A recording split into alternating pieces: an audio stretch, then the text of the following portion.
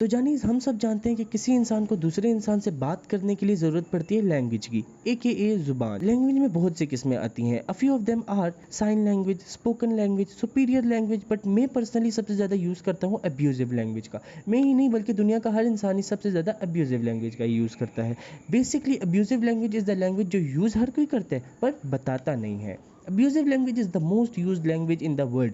I don't care about what Google says, उसका बस चले तो दुनिया के हर इंसान को cancer they they. And also मुझे अपने हाईली सीक्रेटिव कॉन्टैक्ट से पता चला है कि गूगल चाची भी अब्यूजिव लैंग्वेज का इस्तेमाल करते हुए पकड़ी गई। ट्विटर पे इस this Islamic Republic of Microsoft के हैशटैग से आग लगने के बाद सुप्रीम कोर्ट ऑफ वेला नगरी ने इस वक्री हरकत पर माइक्रोसॉफ्ट को कड़ी से कड़ी सजा देने का फैसला किया है। The video goes something like this. Google, I hate you. I hate you too, you dumb piece of shit. Hey, Google, shut up. No, you shut the fuck up. Hey, Google, fuck you. Fuck you too, ass. बहुत hard है भाई, खत्म है। Normally Sanskrit को बोला जाता है mother of all languages and I totally agree with this, but even without any proper research मैं गारंटीड बता सकता हूँ कि फादर ऑफ ऑल लैंग्वेजेस है अब्यूजिव लैंग्वेज। ऐसा हो ही नहीं सकता कि उसके अलावा कोई ये जगह ले ले। अब माना Urdu is registered as one of the most peaceful languages, but गुस्से में गालियां देने के बाद जो सुकून होता है ना, वो किसी नॉर्मल लैंग्वेज में नहीं है भाई। अब्यूजिव लैंग्वेज आप हर किस्म की चीज के साथ इस्तेमाल कर सकते हो, ह्यूमन या नॉन ह्यूमन फर्क नहीं पड़ता। आपके पाँव का अंगूठा जब बेड के कोने के साथ लगता है तो आप क्या बोलते हो? गाली। आपका पेट आपके बार बार बोलने के बावजूद भी जब आपकी ये बेडशीट गंदी करे तो आपके दिल से क्या आवाज आती है? गाली। आप बिला वजह अपने दोस्त को क्या कहते हो? गालियां। आप बिला वजह एक अनजान इंसान जिसका सिर्फ और सिर्फ आपके कंधे के साथ कंधा लगा था, आप उसे क्या कहते हो? गाली। पूरा रमजान मिस्टर होली बनकर ईद के दिन सबसे पहला आप काम क्या करते हो? लाइक ऑब्वियसली नमाज पढ़ते हो, फिर लोगों से मिलते हो, फिर कुछ खाते पीते हो और फिर दोस्तों से मिलते हो, और फिर दोस्तों से मिलने के बाद आप सबसे पहले क्या निकालते हो? भड़ास और गाली भी। जब आपको गुस्सा चढ़ा और आपके मम्मा पापा आपको तंग कर रहे हो तो आप उन्हें क्या कहते हो? ऑफ कोर्स आप कुछ नहीं कह सकते, क्योंकि अगर आपने कुछ भी बोला तो आपके जिस्म के कुछ औज़ा का टूटने का खतरा ज़्यादा हो सकता है। And it's better to be quite in some places. पर आपके मम्मा पापा जब सुबह आपको रोजाना 2 बजे उठाते तो आपको क्या देते हैं? ताने और गालियां भी। नो एज आई एक्सप्लेन्ड कि दुनिया की मोस्ट स्पोकन लैंग्वेज अब्यूजिव है। Some languages following this language are emotional language, mostly Pakistani parents और वो लड़की जिसके लिए आपने अपना सब कुछ खत्म कर दिया, AKA योर एक्स की तरफ से यूज की जाने वाली लैंग्वेज है ये। After this it's love language, similar to emotional language. ये भी कुछ लोगों में सबसे ज्यादा यूज की जाती है, जैसे कि योर मॉम और वो लड़की जिसके लिए आपने दोबारा अपना सब कुछ वक्फ कर दिया, AKA your second x. And last but never least, a horny boy slash girl slash they slash every other existing gender, because equality rocks.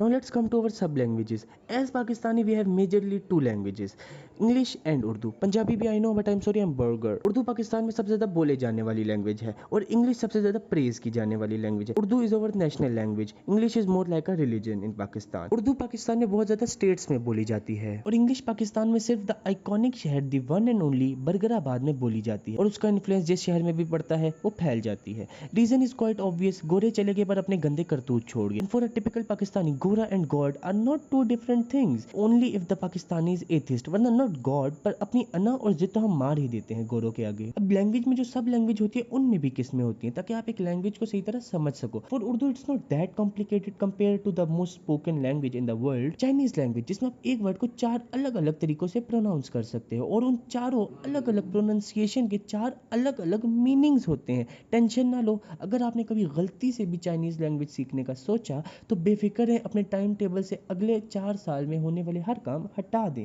और अगर आप मेरे जैसे बंदे हैं तो it's better if you become a monk. This is enough to give me a mental breakdown.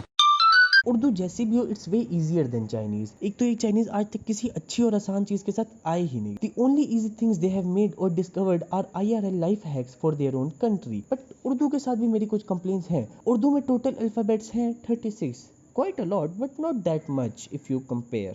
The frustrating thing is जब आप अल्फाबेट्स पढ़ते हो, फजूल में कितने अल्फाजों के आगे जुड़वा दिए हुए हैं बिला वजह। उर्दू का भी हिसाब बोर्ड एग्जाम चेकिंग जैसा होता है, you got a mark, you don't, you are a failure.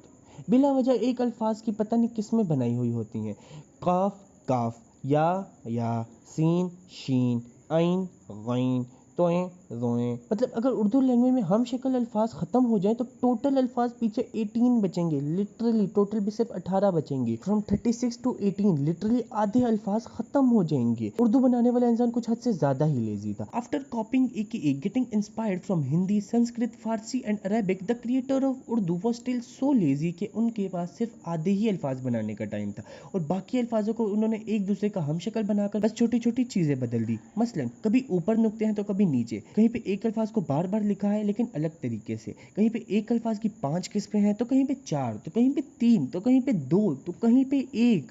पता नहीं क्यों उस लास्ट अल्फ़ाबेट को इन्होंने बख्श दिया। I don't know why but thank you.